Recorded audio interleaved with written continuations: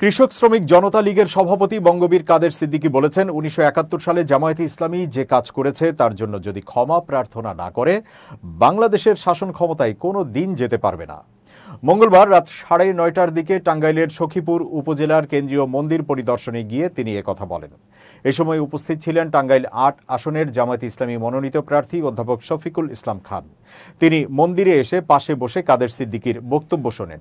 কাদের সিদ্দিকী বলেন, জামাতের লোকেরা আমার পাশে বসে আছে, এটা আমার কাছে কোনো ব্যাপার না।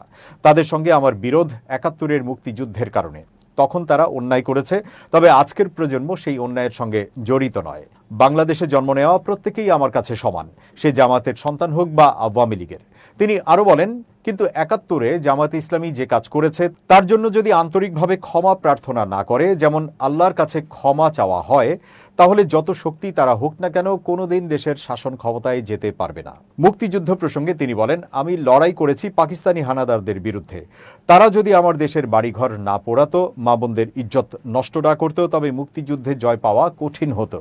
কারণ পাকিস্তানিদের হাতে ছিল হাজার গুণ শক্তিশালী অস্ত্র। কিন্তু অস্ত্রই শেষ কথা নয়, আল্লাহর ইচ্ছাই সব। মানুষের সেবাই জীবনের মূল লক্ষ্য উল্লেখ করে বঙ্গবীর কাদের সিদ্দিকী বলেন, আমি সেবক হিসেবে জন্মেছি, মানুষের সেবাই আমার কাজ। সেখানে ধর্ম, বর্ণ, দল, মতের কোনো বিভাজন নেই। আল্লাহ ও তার রাসূলকে বিশ্বাস করেই আমি এ পথ চলছি, সামনেও চলব। এর আগে জামায়াত নেতা অধ্যাপক শফিকুল ইসলাম খান দলীয় নেতাকর্মীদের সঙ্গে নিয়ে মন্দিরে প্রবেশ করেন। কিছুক্ষণ পর কাদের সিদ্দিকী মন্দিরে এসে তার সঙ্গে কুশল বিনিময় করেন। বক্তব্য শেষে বঙ্গবীর নেতাকর্মীদের নিয়ে মন্দির ত্যাগ করেন।